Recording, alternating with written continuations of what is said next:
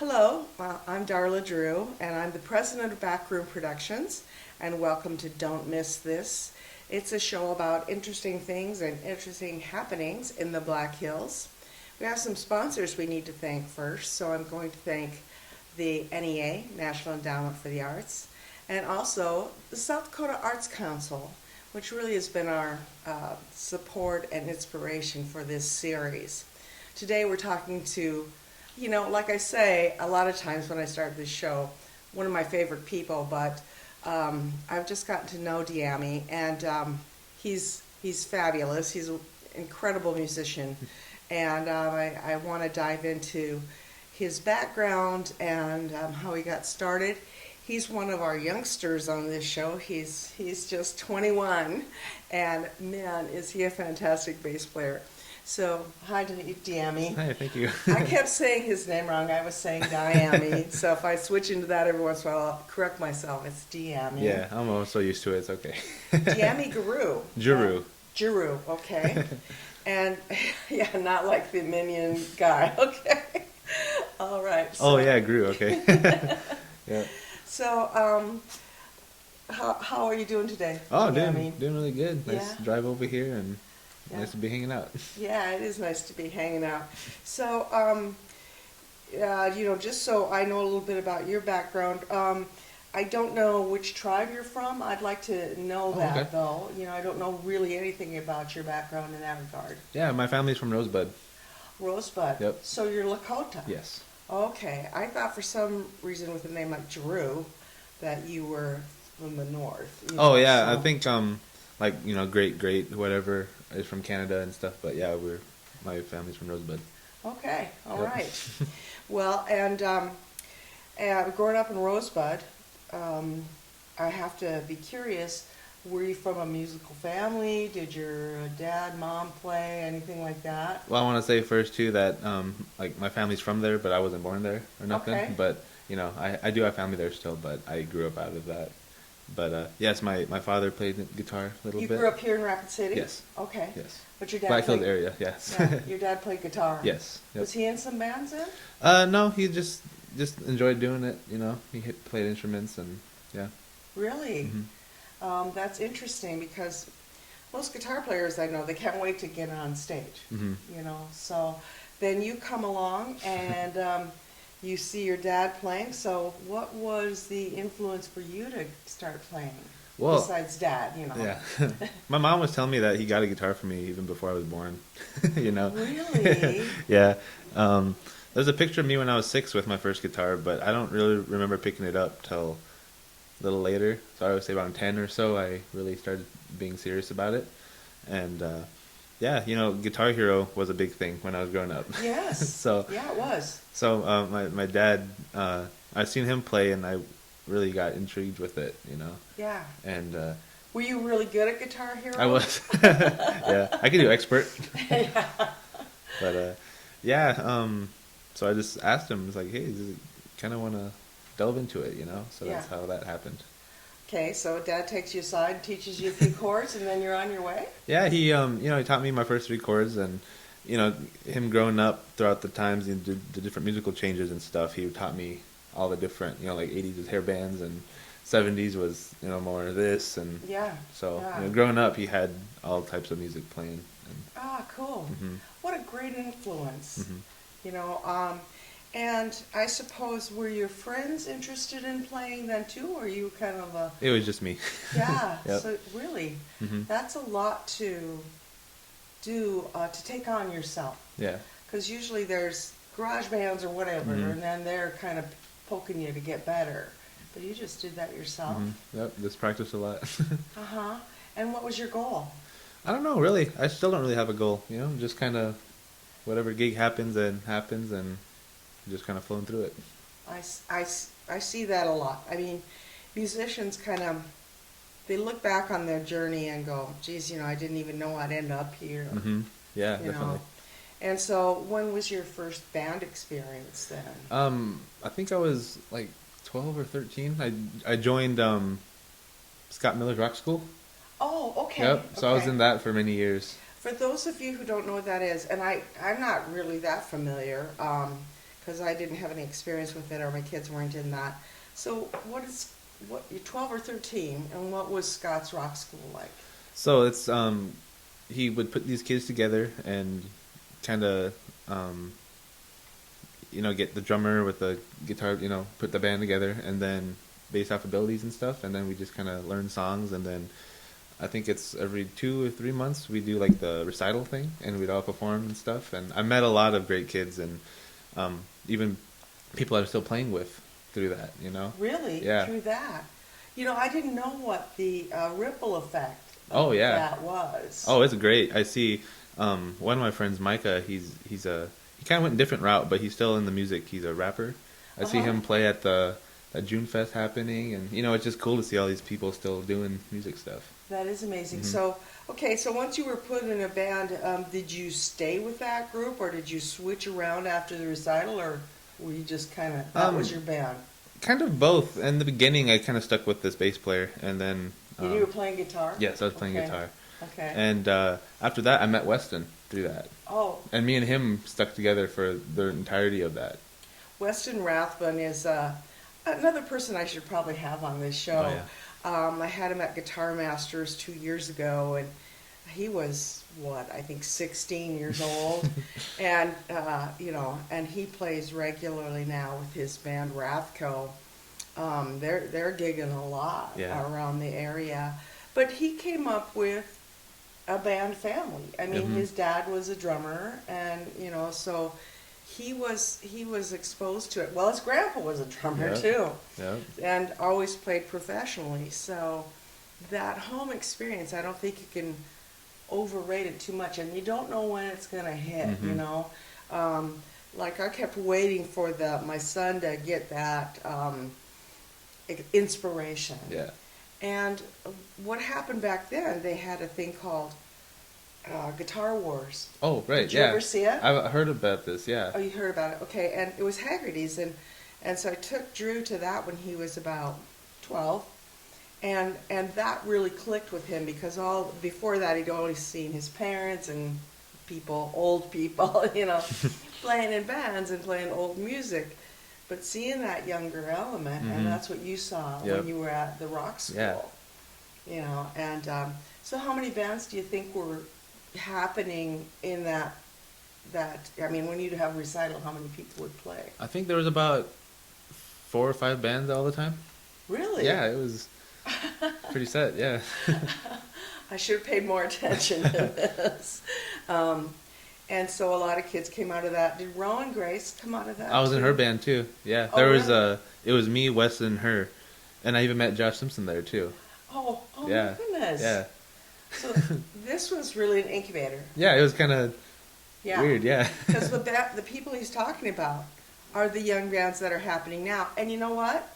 I've got to say, when I started doing these interviews and started doing the younger guitars for Guitar Masters, I wondered where you guys were coming from. Because I would see these, good young bands, good young players, and I was astounded. After COVID, everything kind of stopped. I had lost interest in doing a lot of it because I was kind of recycling a lot of the same people. Yeah. And then after I saw Weston play and Bodie Lindy, I thought, I'd kind of missed a generational thing happening. And so I decided I better pay more attention. Yeah.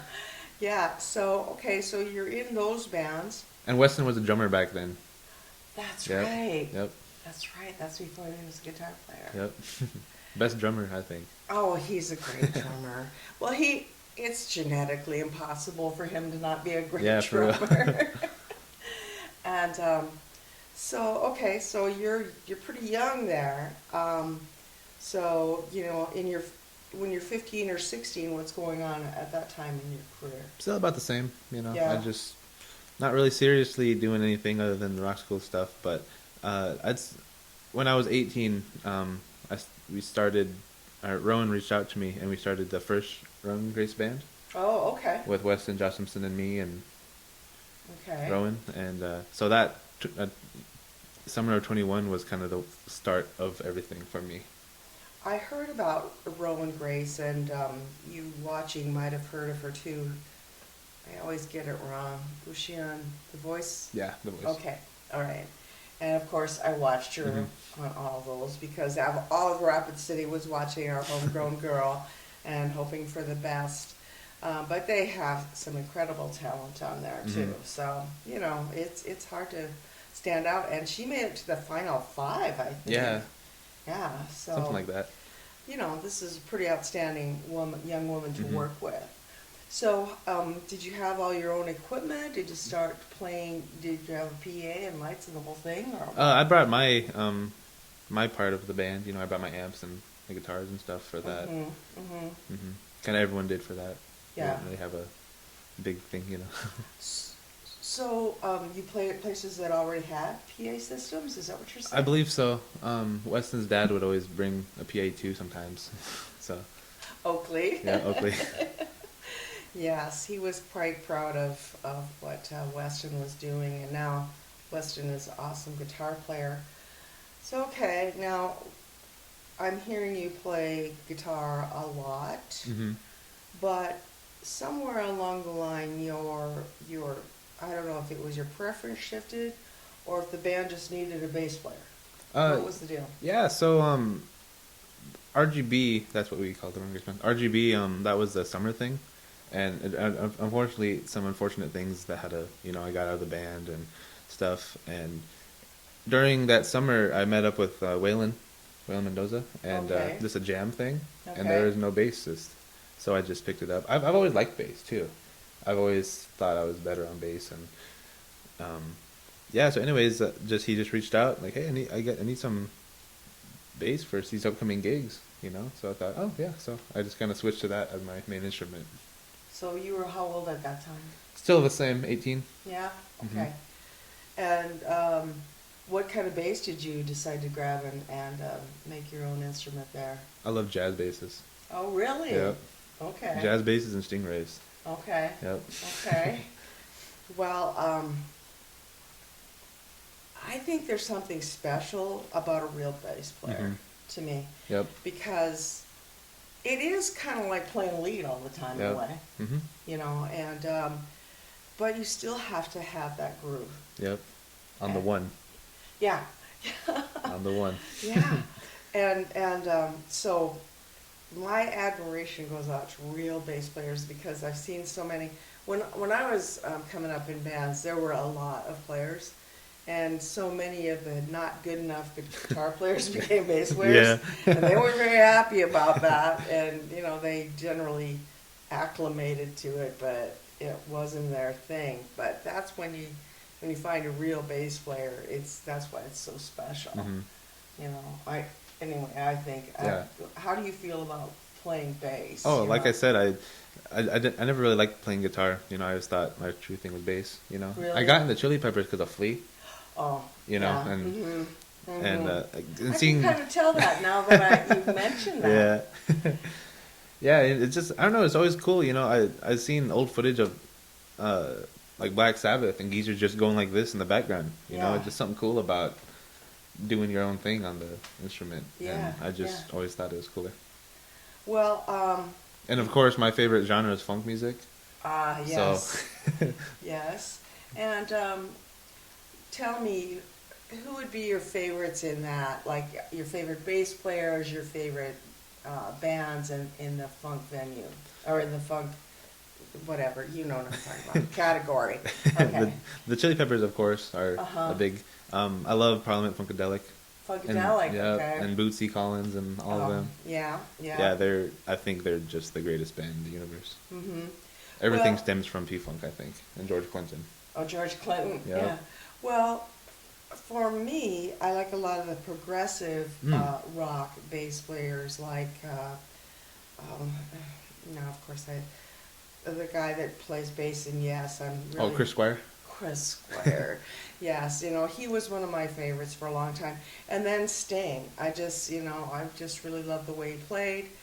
I didn't realize at the time when I listened to the Beatles as much what an excellent bass player and melodic bass Yeah. player Paul McCartney is.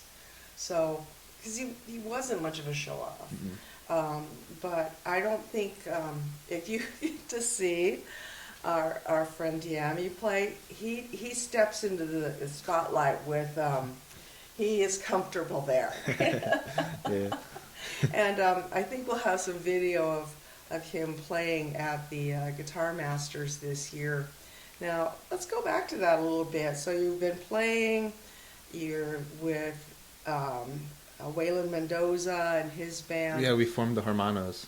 The Yeah. Hermanos, yeah. It was okay. mainly me and him, and his uncle was on drums for a long time, but kind of whoever was able to fill in on drums. But yeah, we're the Hermanos.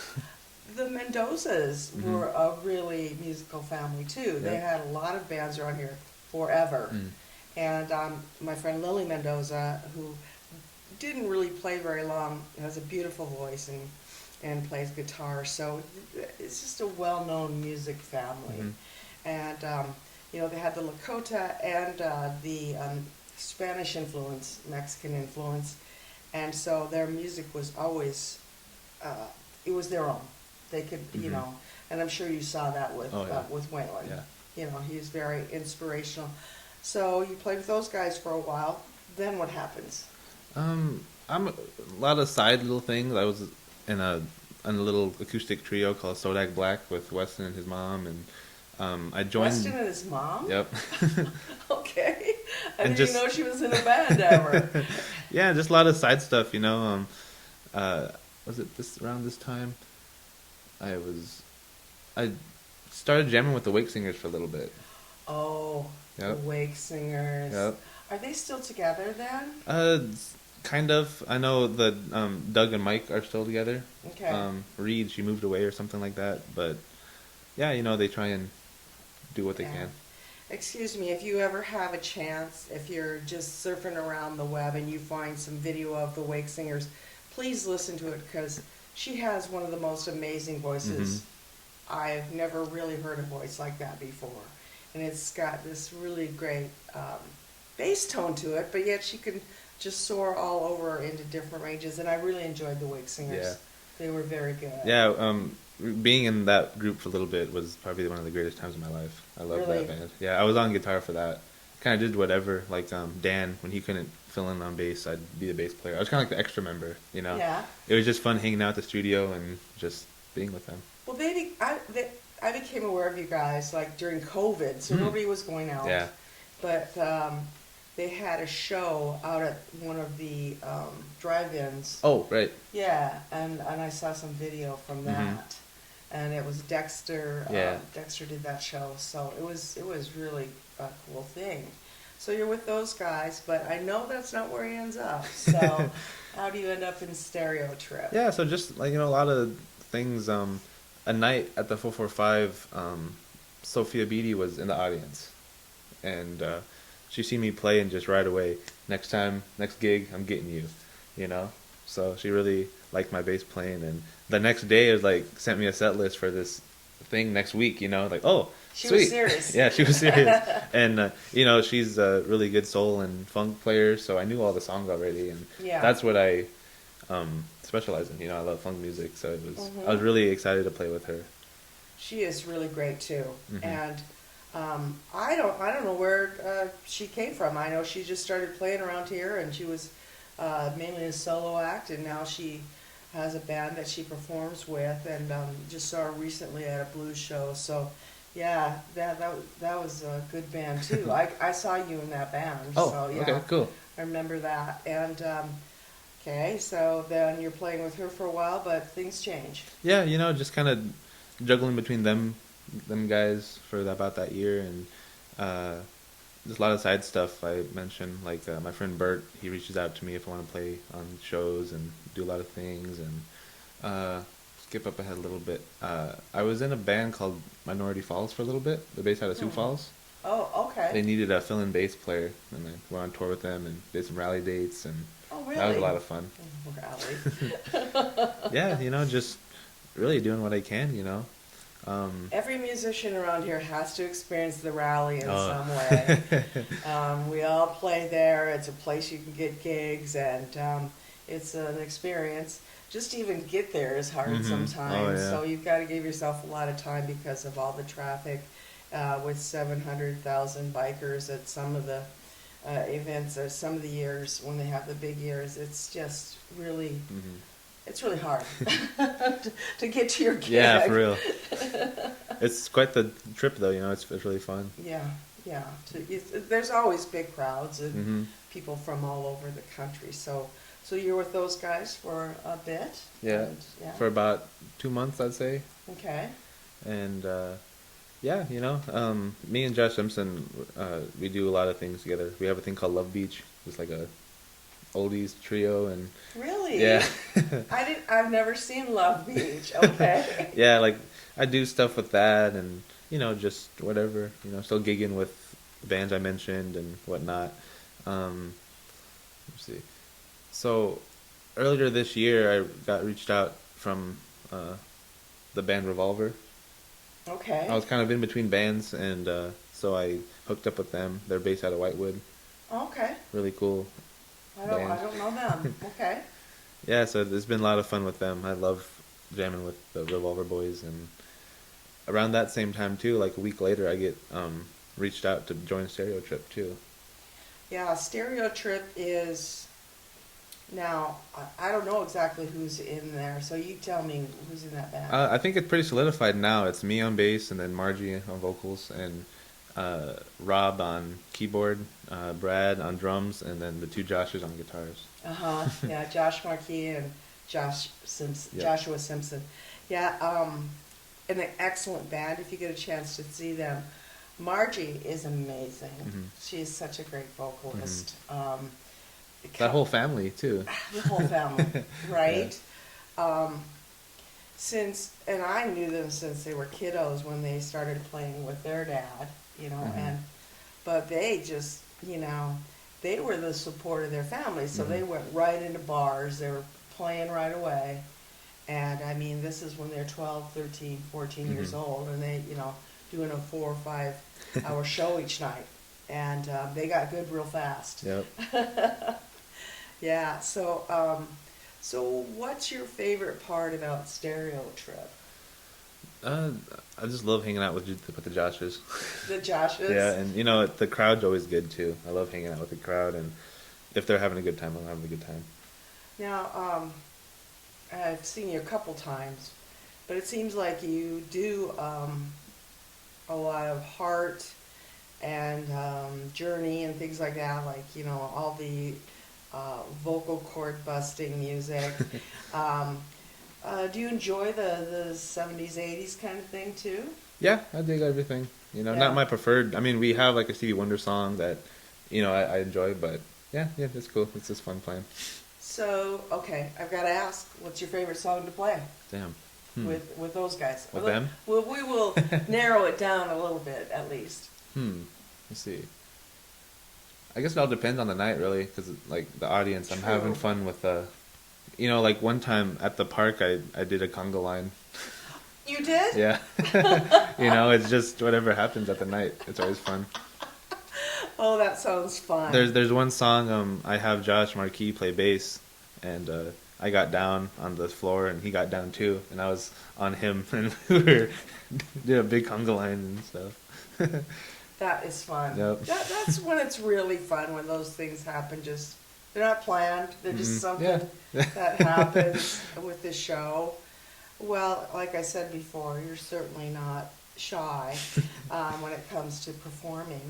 Did that surprise you that you never really had a time when you were like, or maybe I'm wrong, maybe you are nervous sometimes when you go to play? Yeah, I guess I don't know. I went up to Custer. My friend Avery reached out to me to help with this music camp thing, and that was a different type of nervous because I was talking in front of kids and stuff. Oh yeah. You know, but I guess maybe the bigger the stage, sometimes I get a little nervous, and you know.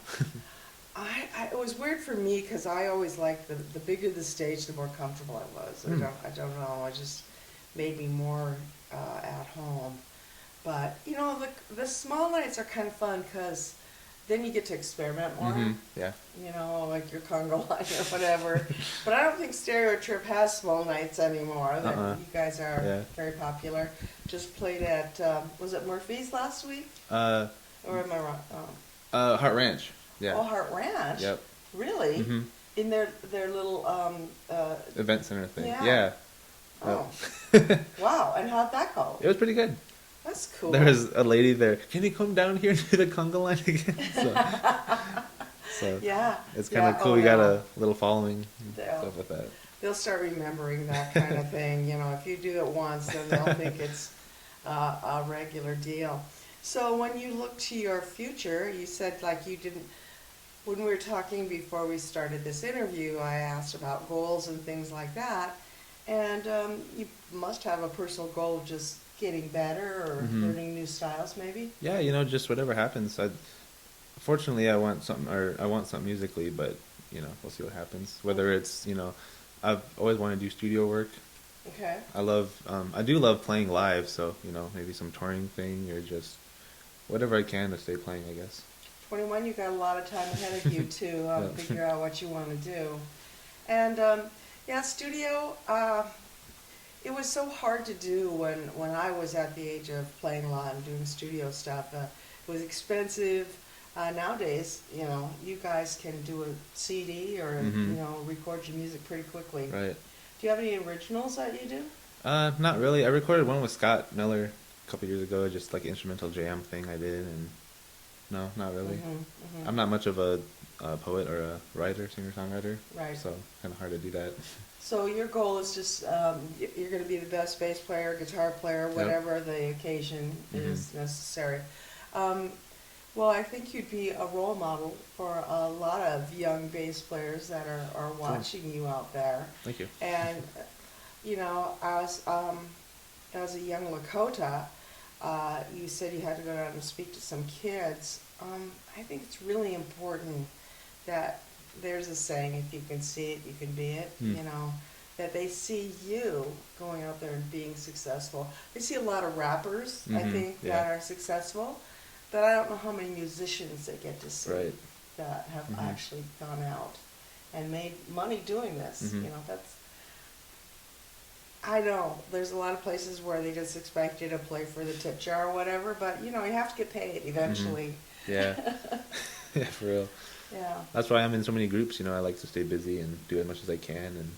And Yeah, I kind of noticed you were in quite a few bands. Now, last April, this is when I got to know Dyami better, and Joshua Simpson, whom I interviewed already, they were in the Guitar Masters.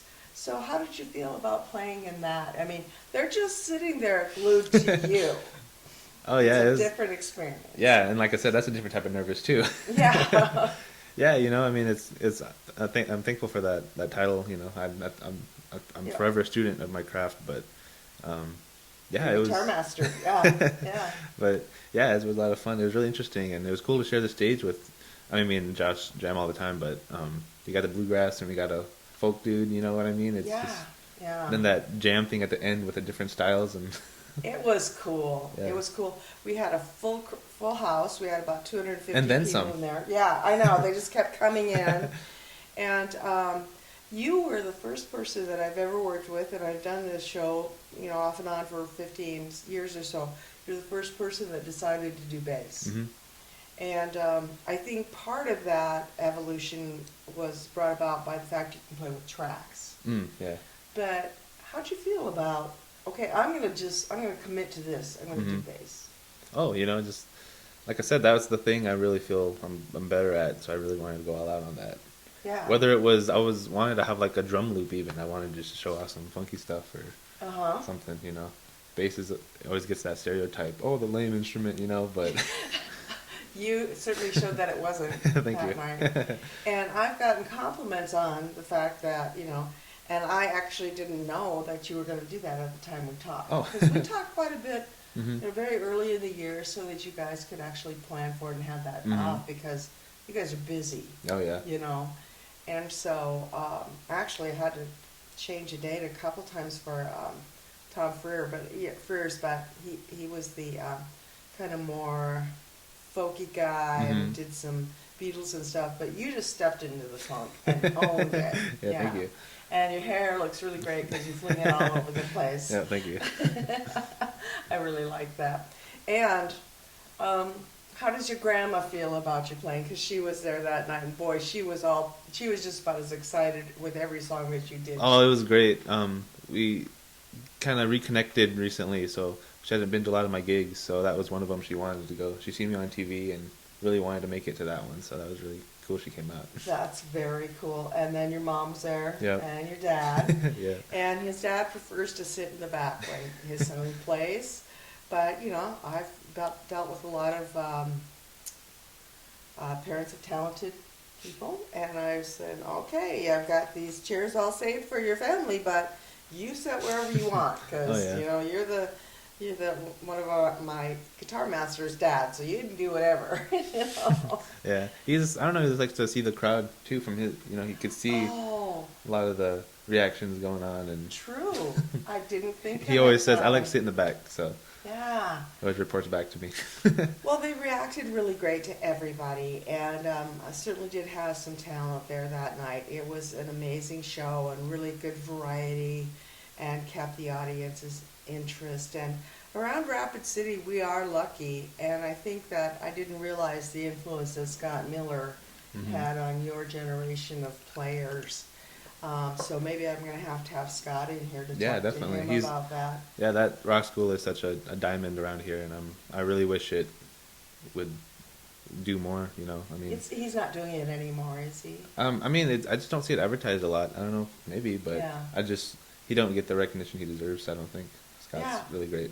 You know, that's probably true. You know, but he came out of a very Aaron Barron, I think, Mhm. was his band, and he had a really great background. So when we're talking about Scott Miller, the people that are more my age that may be watching, you'd remember him from Aaron Barron, and he was the bass player, wasn't Mhm. he? Yep. Yeah, he was.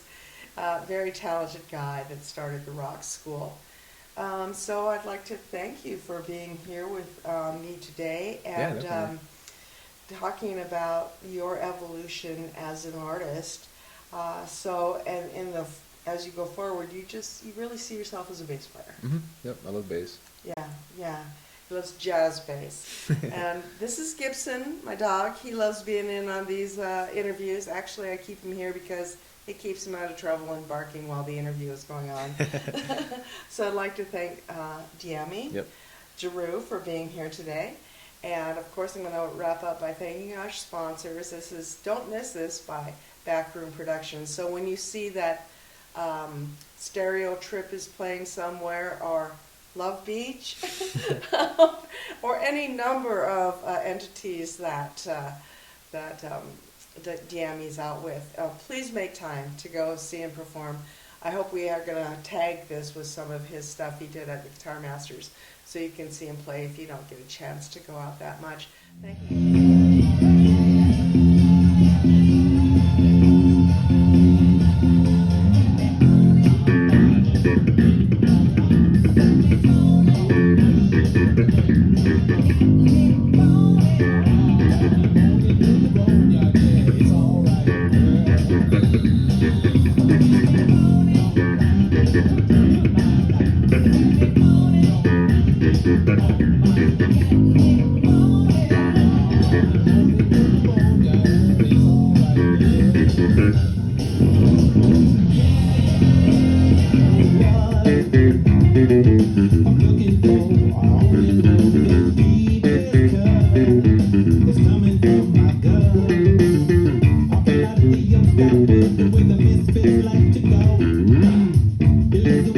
Just my